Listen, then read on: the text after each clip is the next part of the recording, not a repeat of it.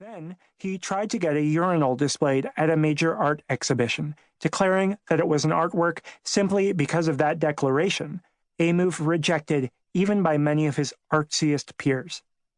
Duchamp is both loved and loathed, celebrated as the man who freed artists from their old constraints, and vilified by the people who thought those constraints were a good idea. Maybe one time you went to an art gallery and there was a bunch of stuff smeared on one wall and a pile of junk a few feet away, and you wondered where the art was.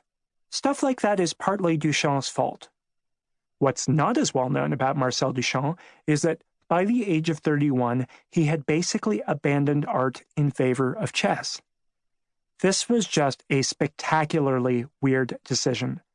In his 20s, Duchamp lived the most ravishing possible version of an artist's life. His every day was boozy and carefree. He was the toast of an intellectual coterie, and his many lovers came and went. He didn't even pay rent.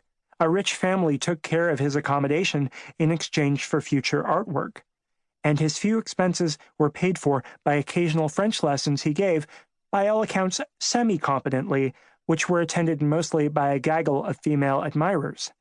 And although he wasn't yet famous outside the elite New York art scene, his reputation was expanding. So, in fact, he lived the kind of life I supposedly wanted before my adult infatuation with chess. He was a celebrity to a very specific demographic and enjoyed a fantastic love life as a result. His eccentricities were regarded with fascination and rewarded with cash. He was doing well out there in the non-chess arena. But chess, which he was introduced to as an adolescent, slowly encroached on his imagination, just as it did mine. More and more, throughout his early adulthood, he was seen at a chessboard, even during parties, where he checkmated his colleagues rather than engaging in flirtation or regular whiskey talk. As his 20s drew to a close, he spent almost every evening at New York's famous Marshall Chess Club. And after the age of 30, although he wrote about and sold reproductions of his earlier work, there wasn't much art going on. It took him a decade to complete his second-last major piece, The Large Glass, mostly because he was bored of art and preferred chess. After that, he produced exactly one sculpture. Eventually, he came to feel that chess was a nobler pursuit than art. In a 1952 interview with Time magazine, he said, "It has all the beauty of art, and much more. It cannot be commercialized. Chess is much purer than art in its social position." It makes sense that Duchamp specifically felt this way.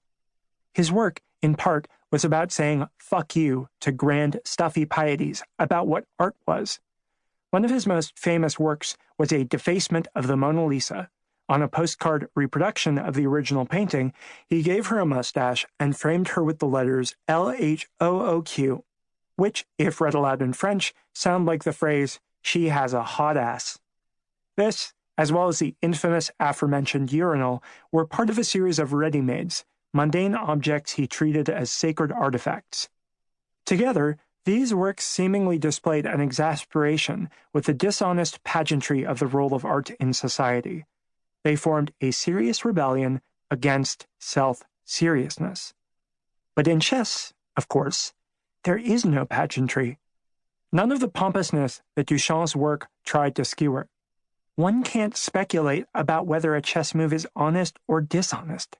Chess can't be pretentious or self-serious. It's just not that kind of thing. It's simpler than all of that. It is what it is. This was one part of my many-limbed fixation as well. Being the kind of writer I am, a memoirist, I guess, has always struck me as a little sad, because it means that I'm constantly wondering whether any definable portion of my experience is marketable.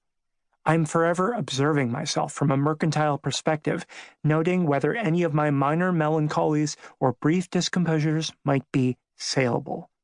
Essentially, I'm a parasite on my own life.